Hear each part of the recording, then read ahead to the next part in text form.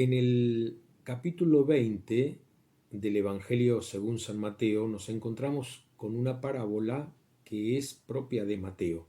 Los otros evangelistas no la presentan. Es la parábola que comúnmente se conoce como los trabajadores de las distintas horas.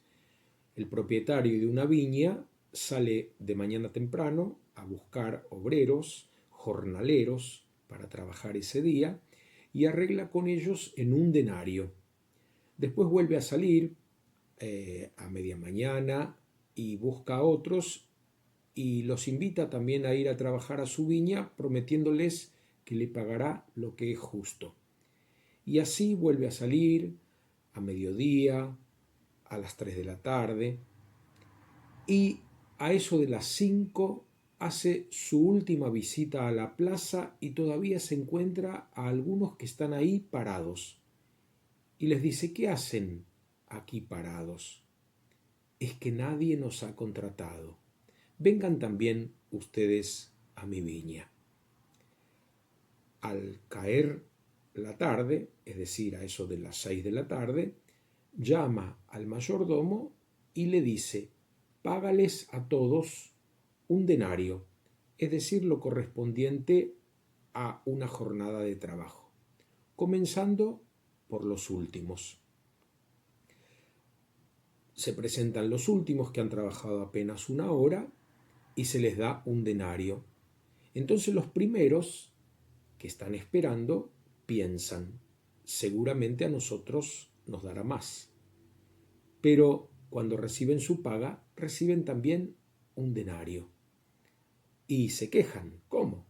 Nosotros que hemos soportado el trabajo arduo de toda la jornada, recibimos lo mismo que estos que apenas han trabajado una hora.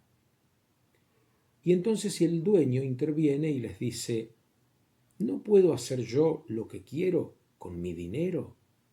¿Por qué miras con mal ojo que yo sea bueno? Y ahí termina la parábola. Esta parábola está precedida y seguida por un logión, un dicho de Jesús, un dicho flotante que también se encuentra en el Evangelio de Lucas en un contexto totalmente distinto y que tiene que ver con los primeros que serán últimos y los últimos que serán primeros. Por eso, muchas veces los comentarios de esta parábola van por ese lado. Pero creo que eso es un error de interpretación, porque en la parábola misma, el hecho de que se pague primero a los últimos tiene un sentido propio de la narración. Cuando uno recibe la paga, sale corriendo, se va, no sea que todavía le digan: ¿por qué no arreglás las herramientas o prolijá el galpón? Si hubieran pagado primero a los primeros, estos se hubieran ido y no hubieran visto qué pasaba con los últimos. El narrador de la parábola necesita que los primeros sean testigos de lo que se hace con los últimos, para provocar esa reacción. Si no, no nos enteraríamos de lo que pasa por la cabeza de los primeros, porque seguramente se daría fuera del ámbito propio de la parábola. Entonces, en la lógica de la parábola, en el ritmo de la parábola, es necesario que se pague primero a los últimos. De hecho, los intermedios desaparecen. No sabemos qué fue de ellos. Simplemente quedan los últimos y los primeros. Y los primeros esperan recibir más, pero reciben lo mismo. Y entonces se quejan. Y ahí desaparecen los últimos y quedan simplemente los primeros y el dueño de la viña en ese diálogo reproche que hace el dueño. ¿Por qué miras con mal ojo que yo sea bueno? Esta parábola, como las demás parábolas y otros relatos, se presta a muchísimas interpretaciones. Hay muchas vías de interpretación interpretaciones alegóricas, como se han hecho desde los tiempos de Orígenes, en donde se ve al dueño de la viña como a Dios y a la viña como Israel, y a los personajes de las distintas horas se los identifica con Adán, con Noé, con Abraham, y el último en llegar sería Jesús, que trae de la mano a los paganos, a los que también se les ofrece el reino. Otros interpretan esto acusando a los fariseos de no ver con buen ojo que los pecadores sean admitidos a la salvación. Otros prefieren hablar de los judíos en relación a los paganos, y eso muchas veces ha fomentado cierta interpretación antisemita. Yo quisiera hoy detenerme en un detalle, en la visita del dueño a la plaza, a última hora, a las 5 de la tarde, o a la hora 11, según el cómputo romano. Se acerca y encuentra que todavía hay algunos ahí parados. Y les dice, ¿cómo todavía están aquí parados? Una mala traducción dice, ¿cómo todavía están aquí ociosos?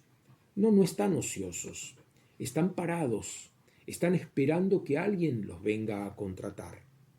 Y ellos le responden con tristeza, es que nadie nos ha contratado. Yo esto lo entendí un día en el que iba solo en el auto a llevar unos paquetes a transportes distintos en el sur de la ciudad de Buenos Aires, en la zona de Barracas. Pasé por la avenida Vélez Sarsfield y en una esquina hay un lugar donde suelen descargar camiones con mercadería que viene del interior. Y hay un montón de gente ahí esperando, changarines, jornaleros, esperando ser contratados para descargar un camión. Se les paga eso y vuelven esperando otro camión. Había gente de todas las edades, bastante gente, cuando pasé de ida. Después de 2 horas, donde yo hice mis trámites, volví a pasar en sentido contrario y vi que solamente había un grupito de personas. Y ese grupito de personas eran todas personas mayores. Comprendí que los jóvenes estarían bajando mercaderías de los camiones y que los mayores no habían sido contratados. Porque claro, se entiende que una persona joven va a ser más ágil, va a ser más rápida, va a emplear menos tiempo en descargar el camión y por tanto su paga será menor. Ahí recordé esta parábola y ahí me puse en el lugar de estas personas que no habían sido elegidas. Ahí me compadecí de ellos y entendí otra forma de ver esta parábola, verla por el lado de la compasión. Si el dueño de la viña no hubiera pagado un jornal, sino algo proporcional al tiempo en que habían trabajado, eso no les hubiera alcanzado para mantener a la familia ese día, para llevar la comida esa noche, para dejar algo para el otro día. ¿Qué hubieran hecho esos jornaleros si solo hubieran recibido una parte del jornal, lo que correspondía al tiempo trabajado? Se lo hubieran gastado posiblemente en alcohol, para así llegar borrachos a su casa y no escuchar la recriminación de la esposa y no oír los llantos de sus hijos. Por eso el dueño se compadece y les da lo que necesitan para sustentar a su familia. ¿Cuántas veces nuestras sociedades son tremendamente injustas?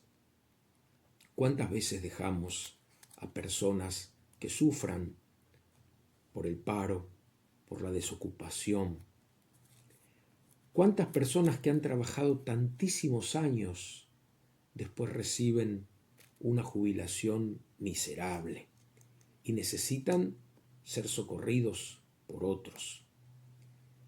¿Cuántas veces atentamos a la dignidad de las personas? ¿Cuántas veces faltamos a la justicia?